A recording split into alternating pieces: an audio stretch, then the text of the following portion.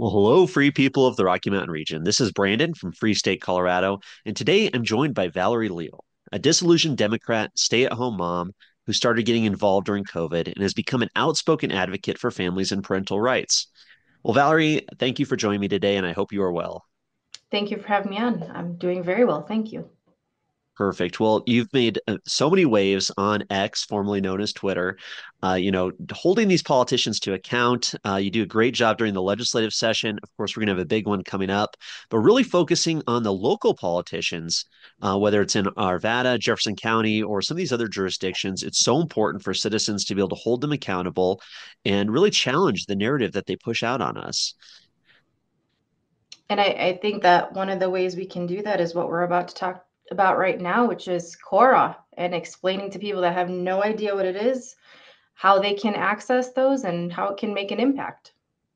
Definitely, we can't really we can't really work properly in the community without having the best information available, right? How do you really have a voice in our democratic process if you don't know what these politicians are up to? You don't know what these government officials are doing behind the scenes. So let's talk about the Colorado Opens Record Act, CORA. How would you describe it, Val? I would describe it as being able to access communications, documents, trainings that the government puts on or conversations that they have that relate to public business. So it's items that our tax dollars pay for that we have a right to view. Right. And we do have that right. And I think that's what's so important in this conversation here. We're not necessarily just because they call it a request, a records request. It's really we have that right. We're not necessarily requesting the information. We're demanding the information from our elected officials or, these government employees that we're paying their paychecks. And they have this right to provide information to the public as long as it falls under this CORA category. Right. And another important thing too is even some nonprofits might fall under that, which should be interesting if someone is ever looking into that. Depending on certain qualifications, even some nonprofits might be able to be QORA'd. Now, Val, do you know what those qualifications are, or what it takes for a nonprofit to fall into the category of being subject to a core request? My understanding is it relates around how much financial benefit they get from the federal government, along with the type of work that they do on behalf of the government. So, are they doing something that the government would normally do? For example, the Colorado Youth Advisory Committee is run by a nonprofit called Bighorn, and the legislature pays the invoices for Bighorn to run COYAC.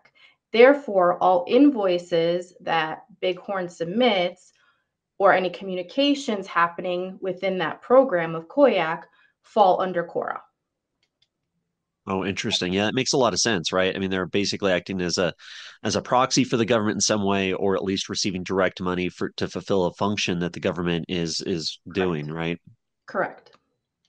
Perfect. Well, just to give people kind of that breakdown, kind of some overall view of what a CORA is or how it fits into laws in general, there's this category called sunshine laws. And, sunshine is the best disinfectant, as they say.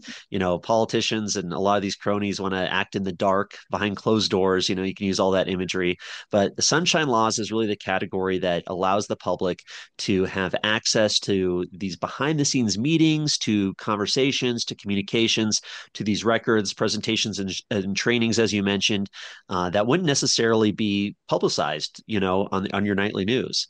So, really, under sunshine laws, we have kind of different categories here, specific to Colorado: the CORA, Colorado Open Records Act, which has been around for a long time, and then our open meeting laws, which do require these elected officials, if there's too many of them meeting together, really more than one, if there's two people meeting, Mhm. they have a right to inform the public. The public or the media has a right to have access to what's going on, unless it's some sort of privileged information.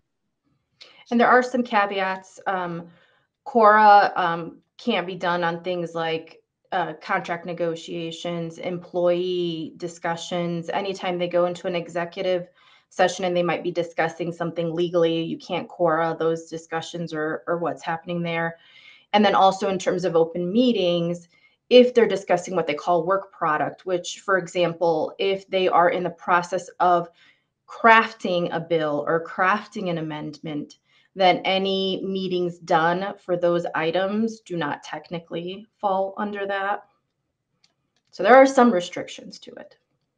Yeah, and unfortunately, our state legislature back earlier this year passed a bill to kind of expand or what they would call clarify these exceptions to some of these open meetings laws, much to the chagrin of people in the media and people who are normally sympathetic to a lot of these Democratic representatives or senators were very critical of their attempt to keep more information out of the public eye. And it's unfortunate. But I think we have a great, really a great bipartisan movement of people here in Colorado who would love to see more government transparency, who would like to see some of these open meeting laws or CORA laws, things like that, kind of open up a little bit. Just this general category of sunshine laws. I think there's so much opportunity to expand liberty and freedom by expanding these sunshine laws. And, we're going to get into how you as an individual can file a CORA request, when you should, when you shouldn't. But really, this is something that people need to focus on as an avenue for liberty activism, for fighting back against this authoritarianism. Because so often, especially in Colorado, so many people were not necessarily too happy with all the election results when we saw a lot of other things happen nationwide. And people say, oh Mhm. my gosh, what can I do? What can I do to push back, to go against what what I'm seeing here in our state that I don't like? Well, this is using our sunshine laws is definitely an avenue to kind of push back against this. And I believe that's how Jenna Griswold was found out releasing BIOS passwords is people were quarrying and trying to figure out what was happening. It's a great way to get information, that's for sure. So, like we said, you have this right to public information, and it's so important to understand the rights that we have as citizens, as individuals, and our ability to get this information out there. So, what do people need to know about core requests in general, Val? Oh, well, there's always a custodian. So there's someone designated for each entity or organization or portion of the government that part of their duties is to receive these requests and fulfill them. So that is the person that you will be directing your requests to. A lot of the times they have their own form. It's very easy to use. Um, it's easily accessible as long as you can go online. I mean, you can go in person, I guess, if you don't have an electronic format and write a letter, but it actually is pretty easy in Colorado to find your way to determine, okay, I want to find information on this person. What entity or part of the government are they a part of? Where's their custodian of records? And then contacting them. It's actually fairly simple. Perfect. Yeah, I think you hit the nail on the head there. If you can find out who the custodian is, who do you email? Who do you reach out to? Who do you ask for this information from? And, once you find them, be specific in what you're looking for.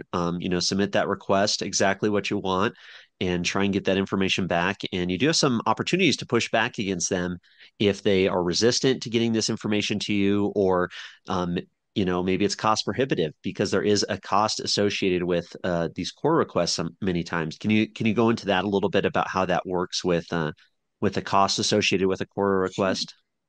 So part of the whole process is first look to see if the information is online. If it's not, I usually do a search within that specific entity or organization to find, and it's sometimes as simple, they have a search bar a lot of the times within their menu to search, and I search for the term Quora, and I will email the records custodian my request. Well, what happens is if you're not specific in the way that you word your CORA request, and it's very broad, or if you're asking for a slew of information rather than a targeted request, then generally what will happen is they will come back to you and say, we have X number of returns.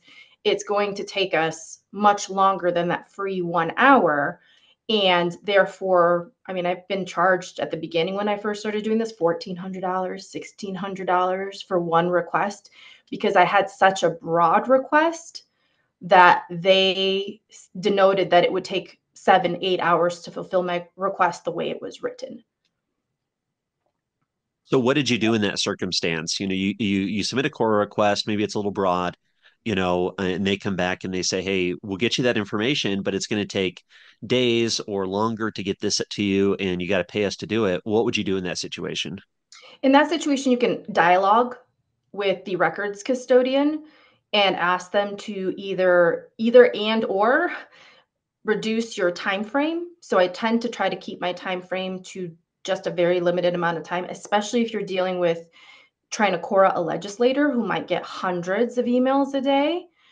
So limiting your time frame and then limiting your request further based off of keywords. So trying to limit to 1 or 2 words that might relate to the information that you're trying to find. And they usually work with you pretty well to be able to say, I'd like to further shrink down my request, and then you don't start the new cycle over. They will try to process your request as you've limited the timing and the keyword. Oh, nice. That's good. Yeah. It's important for people to be, kind, not to be too demanding. Of course, you can demand because it is your right, but at the same time, you want to have a good working relationship with these Mhm. custodians of records because, you're relying on them to provide this Mhm. information from you. And really, the nicer you can be, the easier you can make it for them, the more successful you're probably going to be as well. Well, and also in Colorado, if you aren't, if you tend to be too abrasive when you're requesting these and say you've caught someone on a bad day, if you get denied a request, really your only other avenue for getting it is suing. And we all know how difficult that is. So trying to work with the records custodian to get your request fulfilled with the amount that you can either afford or getting it down to free usually works out pretty well. I've rarely encountered combative records custodians. Oh, nice. Nice. So yeah, and another trick that you can do is you can help share those costs, right? Mhm, Say you knew that maybe an email was sent between these legislators or a department head or something like that when it's in a specific time frame. Well, you can use your free first hour to request the mhm, information and then maybe recruit some friends who can also request those different days or different you can kind of break it down in a way where mhm. maybe you don't have to pay anything, right, to get what you're looking for. Yeah, There's and no I obli and I also suggest not putting in more than one request at a time, because what they will do is if it comes, even if the keywords are different, even if the individuals you're querying are different and the timeframes are different, if they come from the same requester within a short amount of time, they will consolidate all your requests into one, and that's where charges start flowing in. Wow. Wow. So, and then Val, who does CORA apply to? Does it apply to, as you said, I know we kind of mentioned at the beginning, but is it every level of government in Colorado? Absolutely.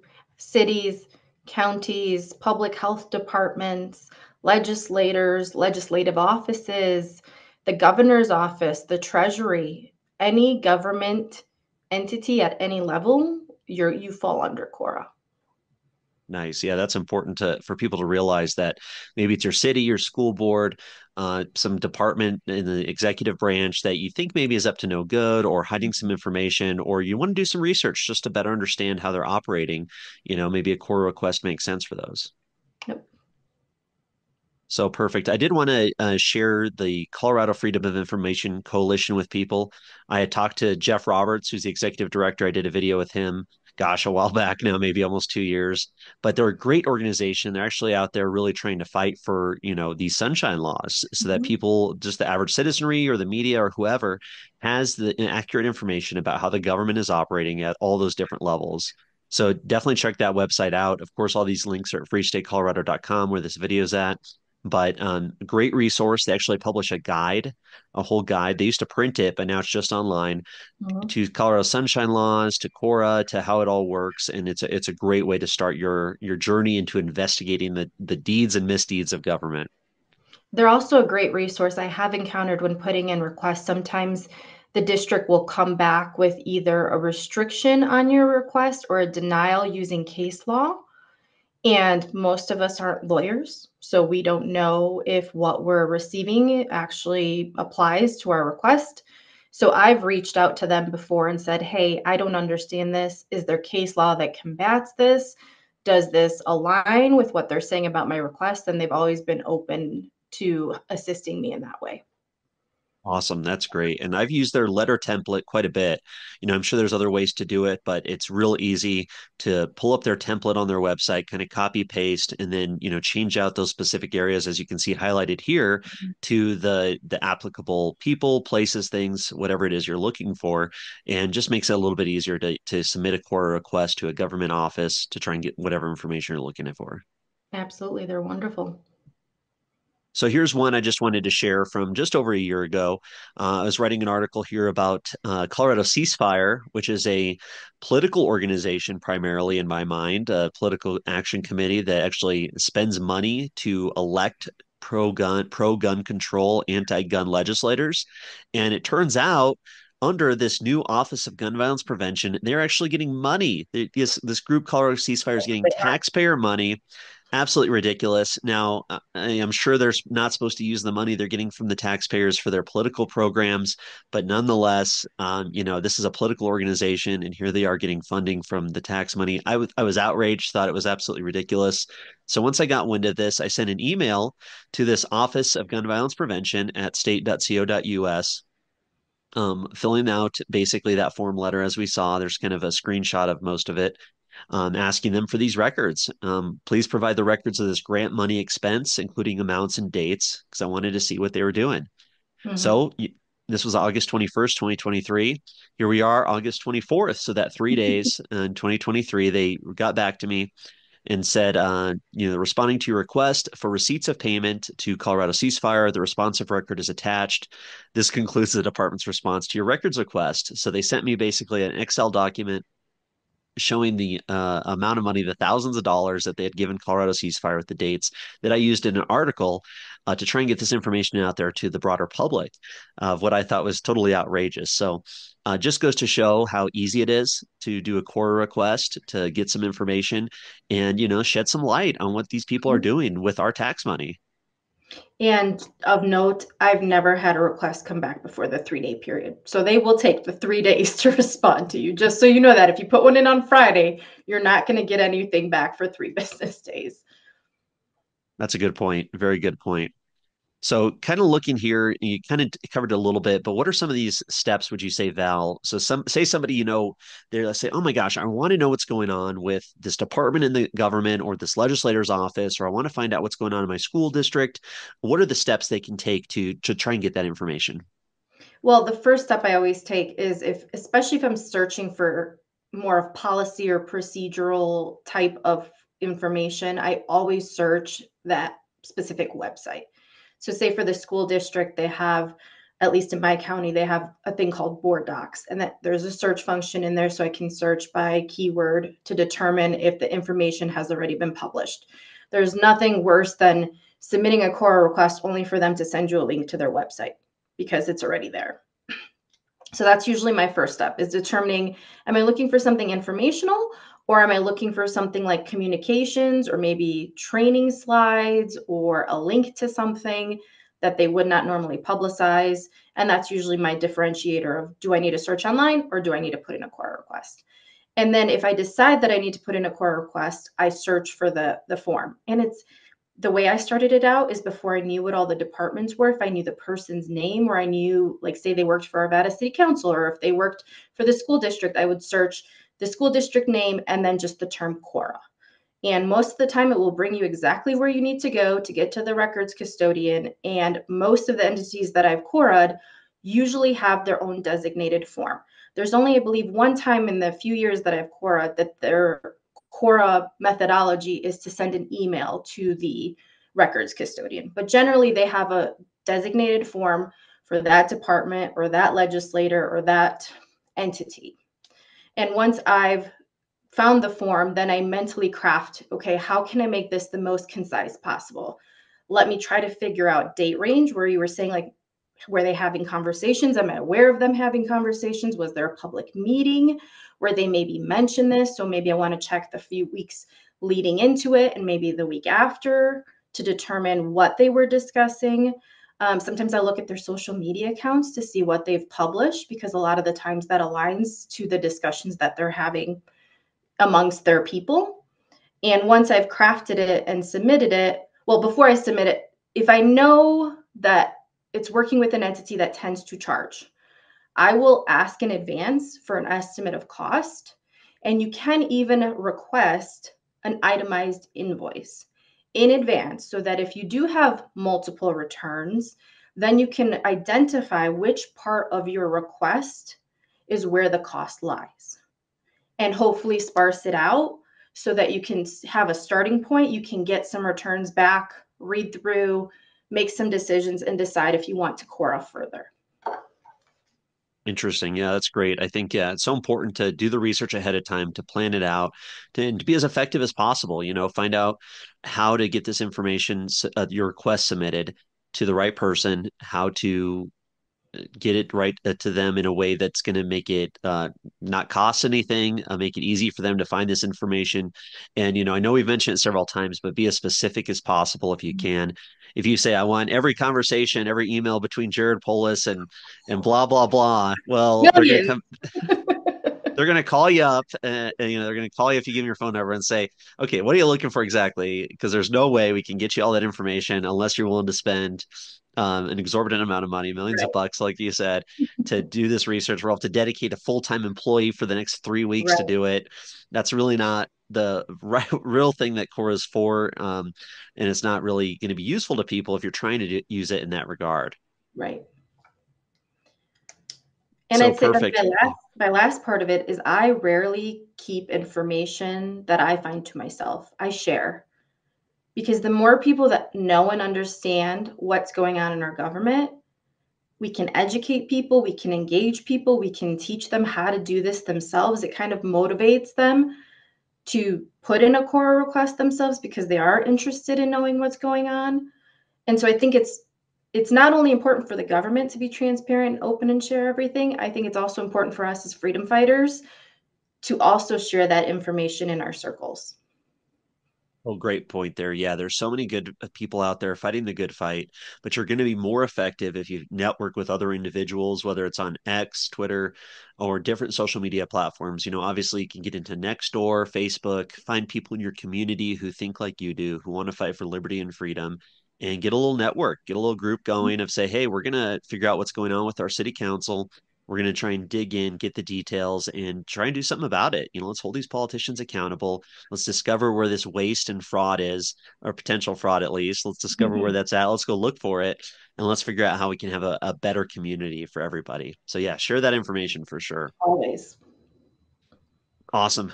Well, great stuff, Val. Definitely encourage people to do a core request. It's as easy sometimes as sending an email, sometimes as finding that form on the website. Check out the CFOIC website as well. But really, people, we got to stand up, speak out, try and find the information that we can. So that way we can have a transparent and open government and we can have an informed citizenry who can make good decisions and make sure that these politicians aren't totally wasting our taxpayer money. Couldn't agree more. Awesome. Anything else, Val, that you'd like to go over? No, maybe just some instances where I was able to find information that I was encouraged by to be able to share. During COVID, a lot of parents didn't know what was going on or happening in their schools or with policies. That's when I started coring to figure out why they were making certain decisions, what the policy changes were, why they were doing certain things. Was there political push to do one thing over another? Another thing was, I didn't have an understanding of the financial processes and procedures for like finances at our public school district because they don't publish those. So I was able to get a better understanding of how things work by requesting narratives. Well, that was one point where I did request a narrative and I said, please explain to me how this process works. Please give me the detailed steps of how this works. And then my biggest one was I covered, or I on X, a sexual assault cover up case for a Jeffco student. And I was able to receive records related to like police reports. I was able to get from the school district how much they had spent prior to the case even going to the courts in front of a jury, how much they had spent on trying to settle this case and how much it cost us instead of them just dealing with the situation. So I just want to encourage people that it does make a difference. It impacts decision making. There are plenty of legislators and government officials that when they get wind that you are a CORA master and that you tend to publish your CORA, they will watch your account. And I really do think it impacts how they make decisions when they know that that information is going to be made public. Wow. Yeah, eternal vigilance is the price of liberty, right? I mean, we gotta be who watches the Watchmen, not to be too many cliches here in one, but at the same time, right? I mean, if these people know that the public's watching them, hopefully they're going to be do a better job. They're going to be less tempted to misspend our money, to get involved in some stuff that they shouldn't be, and hopefully, we have that trend where more transparency is going to be a good thing for Colorado to create a free state for sure. Absolutely. One last thing I would definitely check out. I'll put the links at the bottom of this on Free State, Colorado. But Natalie Menton, who's a great Liberty leader down in Jefferson County, she did amazing core requests helping to uncover this big contract between Congresswoman Brittany Pedersen's husband and Jefferson County, and this millions and millions of dollars that they benefited from off of the taxpayer dime to take away our Tabor protections in Jeffco. So, I mean, a lot of that was from CORA. I mean, the Mm-hmm. news media uses CORA a lot. Another one Natalie recently discovered earlier this year of these COVID contracts during the COVID years, how much money was flowing basically for marketing purposes from the Department of Health in Jefferson County, basically hiring consultants to work with the media to try and frame this narrative to maybe push for vaccine passports or push for vaccine acceptance. I mean, this is all information that can be found, and even years later, potentially where you can find, oh my gosh, they were spending our money to do what? To try and manipulate the public into doing something they didn't want to do. I mean, that's the power of using CORA. And it can change our whole state. So yeah, let's have an army of freedom fighters and liberty leaders out there who want to push back and open up the books and open up government. Sounds great to me. Awesome. We'll definitely encourage people to follow Val on X. You do a great job. Really looking forward to your upcoming tweets and posts during the legislative session. I know you're going to be challenging them and holding them So excited. accountable. So awesome. Perfect. Anything else to leave us with? No, just appreciate Free State for always giving people an opportunity to dive deeper into these topics that we wouldn't have a chance otherwise to do. Awesome. We'll appreciate it, Val. Good talking to you, and I'm sure we'll talk again soon. Bye, Brandon.